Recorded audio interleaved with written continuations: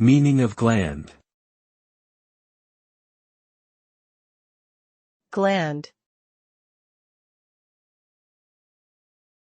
Gland.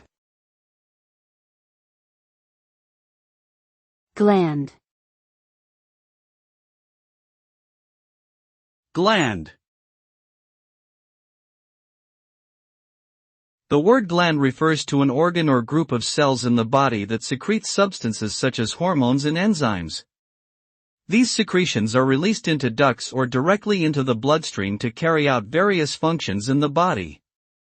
Glands can be found throughout the body, including in the endocrine system, digestive system, and reproductive system. Some examples of glands include the thyroid gland, pancreas, and pituitary gland.